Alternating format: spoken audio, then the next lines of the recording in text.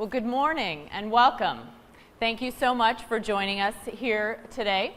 I'm Tami Reller, and on behalf of everyone at Microsoft, we appreciate you prioritizing this event here with us today. Well, the engineering and the collaboration across Windows that happens here in Taiwan is critical to the success of Windows. So it's therefore incredibly fitting for us to have this opportunity in this setting here in Taipei to provide an update on the next version of Windows. We refer to the next version of Windows internally under the code name Windows 8. And today we would like to provide an update on Windows 8 for all of you. This is a preview for our partners. You bring Windows to life for our customers, and we deeply appreciate the partnership that we have with all of you. We thank you so much for that partnership. The innovation that you've brought to Windows 7 is tremendous, and in fact, yesterday in Steve Guggenheimer's keynote, we saw so much of that innovation come to life. And we're appreciative of the work that we've already done together on Windows 8 and that we will do going forward. We also welcome the press to today's event. There's a few notes that I will remind us of. Please no video cameras during the presentation. There will be a photo opportunity available right after the presentation here today. Several pieces of press materials will be posted shortly on Microsoft.com in the News Center area. We'll also have hard copies of those materials available for all of you after the event as well. So to provide an update on Windows 8, I'm pleased to have Mike Angiulo here to do that for us. Mike runs not only planning for Windows, but is also responsible for the technical engagement with our ecosystem. And he's also responsible for Microsoft hardware, which includes things like Microsoft Surface and the Microsoft Arc Touch Mouse. Mike had the opportunity, along with Steven Sinofsky, to provide an update on the next version of Windows at CES. And he also provided an update on a demonstration on the main stage with Steve Ballmer. So please help me welcome today Mike Angiulo. Thank you very much, Tami. And thank you, everyone, for coming to our partner preview. I'll begin the preview with a little bit of background on some of the decisions behind Windows 8. For 20 years, Windows has really defined the computing landscape for over 1 billion customers around the world. It's the most popular operating system of all time, I think because of the flexibility that it's shown. Windows has continuously adapted to an always changing technology landscape, even through some big shifts. The shift from client to server computing, the shift from 16 to 32 to 64-bit computing. Windows has even been ported and relevant to other platforms like Itanium, MIPS, PowerPC, Alpha, and now ARM. And I think it's that resiliency that Windows has shown over time that keeps it being very relevant as major shifts happen. When we were designing Windows 7, the shifts that were happening then were around high-performance notebooks. So we knew people wanted thinner notebooks. They wanted notebooks with batteries that lasted much longer, notebooks that would resume from sleep quickly and get right back onto a network, or mobility features like that. So we designed Windows 7, and by the time we delivered it, the full Windows 7 version ran on even the smallest netbook and was wonderful on the most powerful, beautiful notebooks of all time. The trends that we're facing now have changed. Today, we're facing trends around immersive internet computing, ultra-portable devices, and of course, touchscreens. So what Windows 8 is, it's a reimagining of Windows for those trends that we're seeing today. The web has been driving a lot of this. The web drives changes in the way we work, in the way we play, in the way we connect with other people. And of course, the kinds of devices that people are using today to connect to the web are different too. They're thinner and lighter. They resume from sleep immediately. Some of them have batteries that can last for weeks at a time, and many of them are used with a touch-only interface. And developers want to be able to build and sell applications that are tailored for that web experience and that run on those devices. That was the reason for Windows 8. That was our driving motivation to do this. So what I'm going to show you here is how Windows 8 looks, how Windows 8 works, and specifically some design considerations when you're planning future hardware for Windows 8. All of these systems are running real code that's under development. We've never done this before, so wish me luck that they all actually work, and let's get started. The first system that I'm going to show you is there's a Dell XPS development station, and this is a special test unit that we use for evaluating touch screens and touch controllers. So here it is. This is the first click on Windows 8. I log in by swiping up to the lock screen, and I'm right on my start screen. The first thing that you see is the UI is chromeless and clean. It's fluid and responsive. It works great with touch. It works great with a keyboard. So I'm hitting page up and page down here, and I can move around with a keyboard. See, we designed Windows 8 from the ground up to be excellent for touch-only tablets, and it works well with a keyboard and mouse. The tiles that you see here on the start screen are live. These represent your apps, your people, your contacts, the information that you care the most about. You can arrange, group, and name them however you like. And that first start screen experience is really personal. It puts you at the center, and without even having to open any of those tiles, you can quickly see tweets that are coming in, or new email, or notifications that I'm tracking with a newsreader, for example. It's all presented to you immediately without even having to take that next step. Let me launch one of these apps, and you'll see what it looks like. So I'm going to scroll over and launch a weather app. The first thing you notice is that the apps are chromeless, immediately taking up the entire screen. Every single pixel on the screen is there to represent your information. There aren't title bars and system trays and scroll windows. The application really comes to life as Windows quickly fades to the background, and we think that's a really fun user experience. The other thing to note about this app is it's created on Windows 8's new application platform for apps that we call tailored apps. Now, this application platform is based on HTML5, JavaScript, and CSS, the most widely understood programming languages of all time. These languages form the backbone of the web, so that on day one, when Windows 8 ships, hundreds of millions of developers will already know how to build great apps for Windows 8. These apps are great for consuming the web, and they work on all of the form factors that I'm showing here. So let me show you how easy it is to launch and switch between these. All I have to do is swipe in from the side, and you see the Windows controls appear. I can touch Start. I can get back to my home screen, and let me open my Twitter client, for example. I can swipe in from the side, touch Start, and maybe look at my newsreader. So I'm in my newsreader app. Swipe in from the edge, touch Start, maybe open an investment. I think you get the idea that Edge UI on the right-hand side of the screen is what's controlling the start screen and also launching new apps. What's going on here is those apps are actually all still open. By dragging in from the left side of the screen, I can easily switch between those apps by just dragging in like that. So the Windows UI, that's okay. If you think it's cool, I think it's cool. We've been working on this for quite some time. Well, watch this. If you're holding a tablet, these controls are right under your thumb.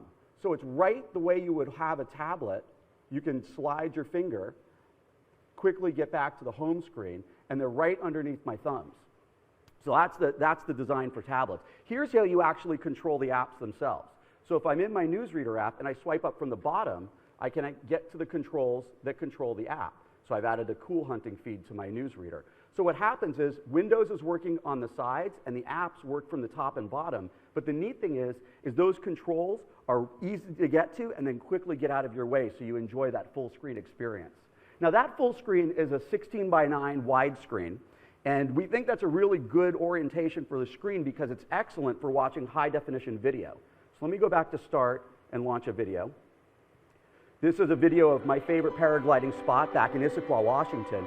And then you can see it immediately launches, it takes up the whole screen, and I'm enjoying my video. What's going on here is even cooler, is we have real multitasking going on. So as though I switch between the other apps, if you listen, that video is actually still playing. So real multitasking, you see that video is still playing. And one of the neat things about 16:9 widescreen is a feature that we've introduced in Windows called Snap. And Snap makes it easy to use two apps side by side. So if I drag in another app, I can drop it in the middle, or I can come to the side and drop it. And now I can watch my video while I'm looking at news. I can drag the video over like that and make the video small and have more space there. And in fact, I can change the app that I'm working on just that easily. Drag this back. And so what we've got is a really great side-by-side story because we know people are doing multiple things at the same time. So let me pause this video. These controls are really easy to use. Whether they're under your thumb or you're using them with a mouse, they're just there and then they're quickly and easily out of your way. So the most important app of all these systems is the browser. Something over 60% of most people's time is spent in a browser when they're using virtually any system. And so with Windows 8, we're going to be introducing Internet Explorer 10. Internet Explorer 10 is a browser that's optimized for touch. It immediately shows up in a full screen mode.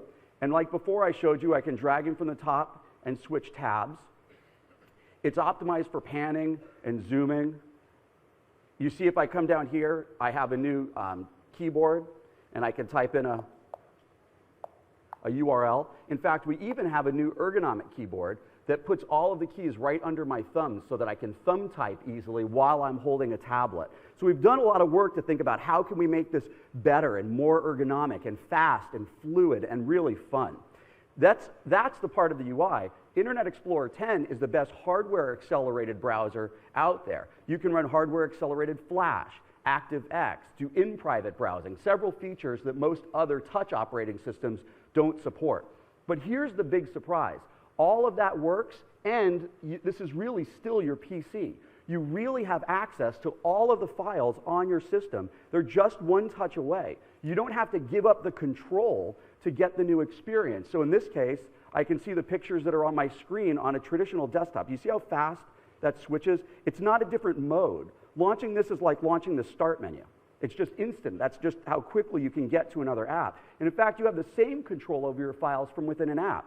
So let's say I'm here in my Twitter app, and I want to post a picture. I can see all those same pictures, but now they're in a user experience that's designed for touch. So it's easy to scroll. You can see as I pick these, they're showing up along the bottom. I can unselect them very easily. So I have this familiarity, and I have the same kind of control in my Twitter client at the same time. Let me get back to picking a picture. Because another thing that I was going to show you is you not only have access to the documents and files that are on your system, you can have app-to-app sharing. So these apps in Windows aren't islands. They can register themselves with the system to say, I can share pictures, for example.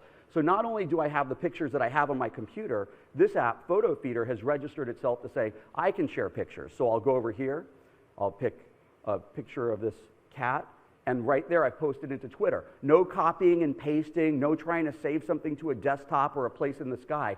Apps can talk with each other. So when you have a system that has more apps, the system just keeps getting more powerful. And what's neat about this is that that familiarity, you can actually run side by side. So you don't have to choose between new and old. I can have that same Twitter client here right next to a desktop if I want to that can use software that I already know how to use. So if I want that, I can have it, and if I want, I can be in this mode all of the time, and all of it is controlled and fluid with touch. So that's Windows reimagined for tablets. You've seen the UI. I talked a little bit about apps that are tailored for web, and all of this is running on this 1366 by 768 widescreen with edge-to-edge capacitive glass. But here's what's also important to take away today. We did not just design Windows 8 for tablets. When you're reimagining a system that 1 billion people around the world use, it's a big responsibility to think, how is this going to work on all of the other systems? Windows 8 is for hundreds of millions of computers of all different kinds, all different size screens, whether or not it has touch. Windows 8 is an upgrade for the entire ecosystem of PCs. In fact, we did that in two ways. In one way, we extended the trend that we started with Windows 8, but with Windows 7, on keeping our system requirements either flat or reducing them over time. So Windows 8 will be able to run on a wide range of machines because it'll have the same system requirements or lower. Another thing we did was we built some intelligence into Windows to adapt the user experience based on what hardware you have and what you don't. So whether you're upgrading an old machine or buying a new one, Windows will adapt to make the most of your hardware. Here's an example of a regular PC that's shipping today. This is a Samsung Series 9. It's a thin and light notebook. It's running a Core i5 processor from Intel. It's It's made out of duralumin with an aerospace composite that had never been used in a PC before. I mean, it's a really great story for a PC, but it has no touchscreen. So how would Windows work with this? You just page up or page down to move through your tiles. You can click on one of the new applications like that same Twitter deck. I can go back to my desktop with the Windows key. I can click here. I can even come and do the snap kind of functionality by doing that and run it side by side. So all of the same functionality that you saw on a touch-only system all works great with a keyboard and a mouse. The same thing is true for this system, for example. This is an HP DV6, which is using AMD's new A-series Fusion processor. They call it Llano. This system also doesn't have a touch screen, but it has a great widescreen, so you can go back and you can run modern applications on it. In fact, the Llano processor that's coming out this quarter is an integrated CPU and GPU that's running DX11, and it has more compute capability, actually more than 4 times the compute capability of today's quad-core AMD CPU. So you can see, even on great PCs that are shipping today, you have a Windows experience with Windows 8. Now here's a PC that doesn't have a widescreen. This is the Asus EP121 tablet that we showed at CES, and it has a good screen and a nice digitizer, but since it's not a widescreen, if I were to go and launch a couple applications and then run them side by side, there wouldn't be enough room to drop them side by side, so Windows knows and just launches them full screen. So this way you can still use tailored apps, and even though you don't have a widescreen PC either. So here's another example of Windows adapting. Here's Windows adapting to an existing PC by Sony. This is a beauty Sony Vaio. It's a Model L, but it doesn't have capacitive glass at all. It has an optics-based digitizer around the frame, but Windows can still work with it. So here I'm using the Windows experience either with touch, or I can use the keyboard. I can even run a tailored app, for example. And so you can see this is a touch-based tailored application that's running here. So what you saw is not only Windows reimagined for tablets, you saw Windows being able to run on this entire family of PCs that are out there today. Hundreds of millions of PCs, with or without touchscreens, with or without keyboards or mice, is the full Windows experience. Now, the other thing to note is that's not different versions of Windows. There's just one Windows. Windows runs everywhere on these PCs, and that's just talking about today's ecosystem. The newest addition to the Windows ecosystem is, of course, ARM. So now I'd like to take a moment to show you some of the update that we've been doing with ARM partners. As Tami mentioned, when I was at CES, I showed you the first step in our development of Windows running on ARM. I showed you motherboards, and we were getting the Windows kernel up and running on Qualcomm, NVIDIA, and TI chips, which is a very important first step. Well, I'm happy to say that we've made a lot of progress since then, and now we have these developer reference systems that are all up and running.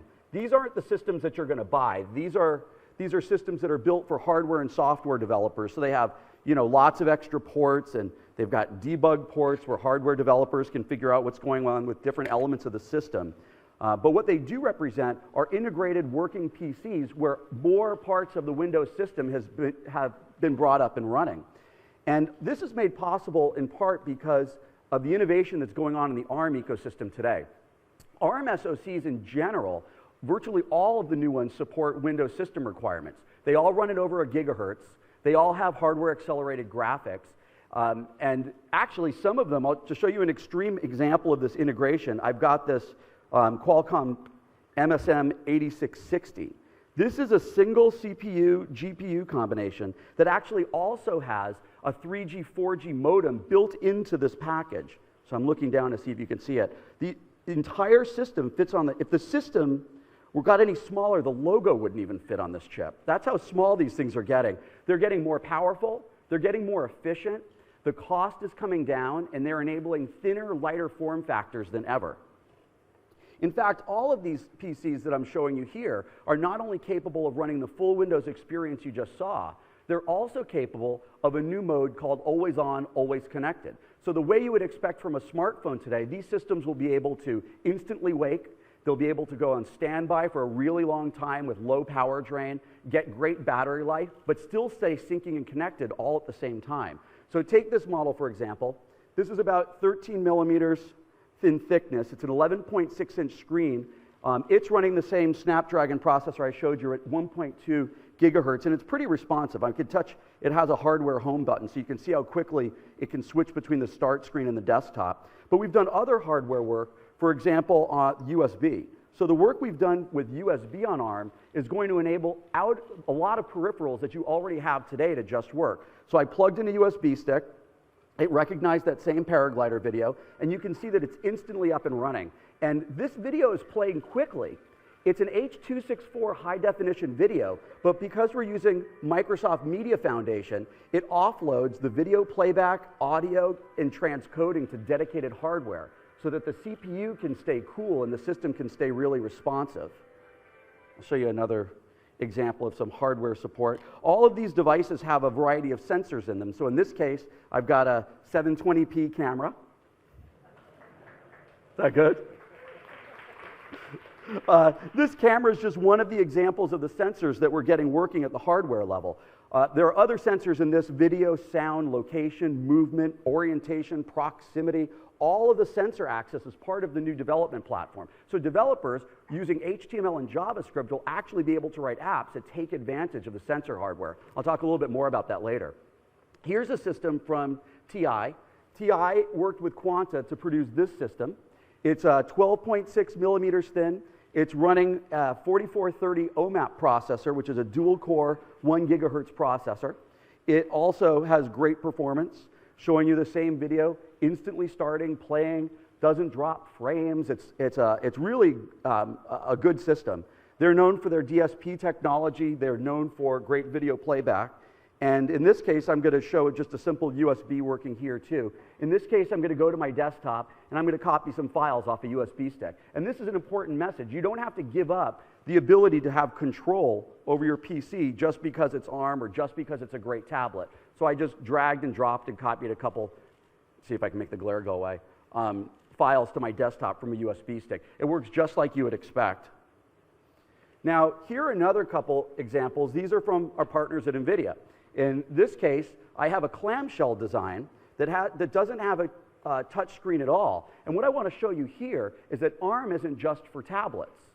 ARM enables ultra-portable computers of any form factor. So in this case, I maybe want to have all-day battery life and the power efficiency of ARM, but in a more productive form factor like a notebook.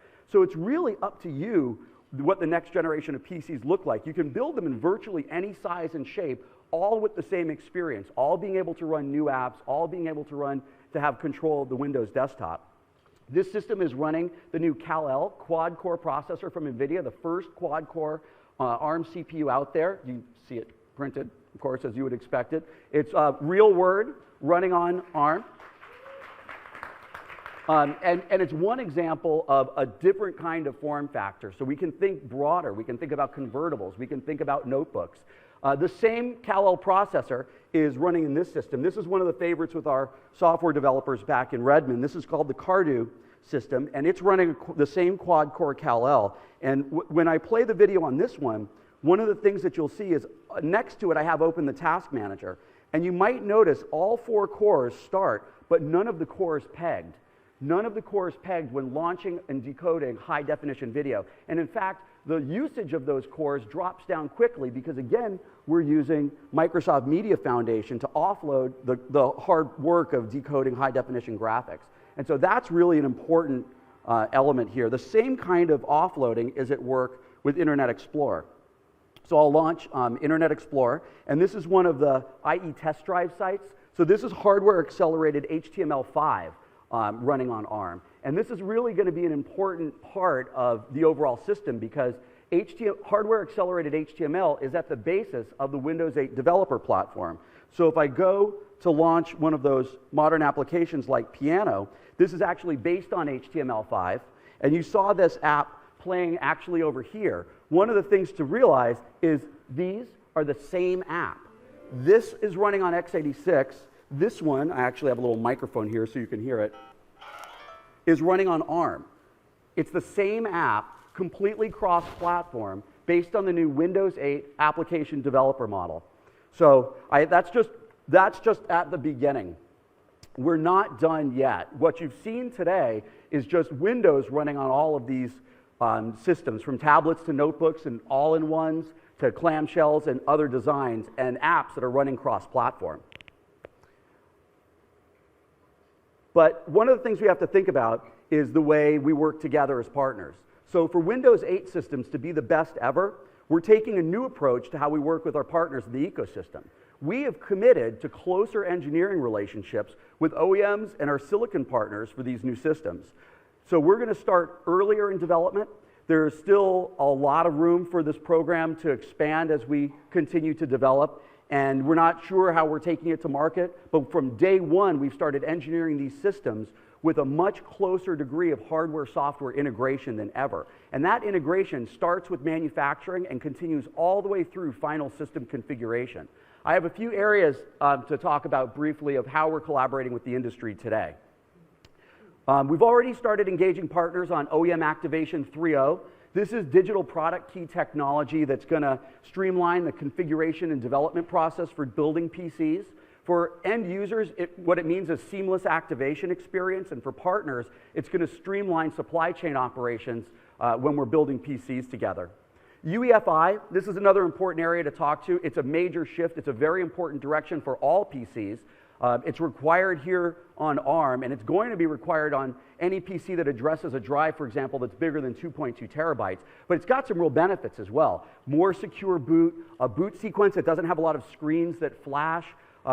Inside, one of our firmware vendors reports a 40% performance gain on the same hardware running Windows 7 with BIOS and Windows 8 with UEFI. I've seen some of these systems with solid-state disks that are fast that completely cold boot in 6 or 7 seconds.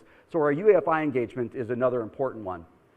Our sensor platform, we're investing in Windows 8 in what we call Sensor Fusion. And what Sensor Fusion is, it's an easy development platform that can combine the data from a variety of hardware sensors that are inside the plastic. So a magnetometer, an accelerometer, a gyro, all of the data can be pulled together so that a developer can create motion-controlled applications and games. We also are able to combine data from a GPS sensor with data from an indoor Wi-Fi service so that roaming and location apps can work whether you're indoors or out. And there are some other hardware ideas that we have about where to put buttons and where to put radio antennas to get maximum performance. We're supporting a whole range of new sensors, human proximity sensors, and new kinds of cameras, ambient light sensors. But there are two areas that I want to talk more specifically about hardware, where we're thinking with hardware, and that's around display and touch. So what I showed you was Windows working on a 16:9 aspect ratio screen at a minimum of 1366 by 768. And we think that's it's currently a very popular aspect ratio on notebooks. And we think it's going to be the best way to experience Windows is that sort of orientation and up. It enables Snap. At 1024 by 768, tailored apps will run fine. They run in full screen. If you have one of the lower-end netbook screens that didn't meet Windows system requirements at 600 lines, Windows will still be able to run, but just in a desktop mode. So if you're planning for Windows 8, you want to think about those widescreen form factors at as high DPI as you want as really being the best resolution. Touch is another element that's really important. I showed you all of the software-based edge detection that we're doing that runs the Windows UI. The edges of the screen become very important. And we're doing that by paying attention to the first couple pixels around the screen so this experience works. So as a result, sensitivity matters. Starting with one of the recommended screen sizes will help improve the hit targeting. Not having a big bezel that occludes your finger being able to get to that. In fact, we have some recommendations on bezel sizes so that you can easily hold the system without activating the UI inadvertently and still be able to reach all of the keys for doing things like thumb typing. So we're working with display and touch vendors right now. We're going to have more guidance and recommendations on how to build a great Windows 8 system in the next couple of months. But all of this has just been about hardware and Windows. And the real star are the apps. So we have a lot more information to share with software developers, whether you're doing application compatibility work to go from Windows 7 to Windows 8, or whether you want to learn how to access more of the underlying hardware with HTML and JavaScript, whether you're the kind of developer working on firmware or writing drivers, or you're the kind of dev that wants to make a living writing new Windows apps, the whole story, how the platform works, how the store works, how the tools works, is all going to be at the Build conference. So Build, we're announcing today, Registration is open right now. It's going to be in Anaheim in September, and that conference will have all of the information around Windows, hardware and software, stuff that you would get at a WinHack or at a PDC or at a Mix conference. Everything comprehensive about Windows will be at Build. Space is limited. Registration is open right now.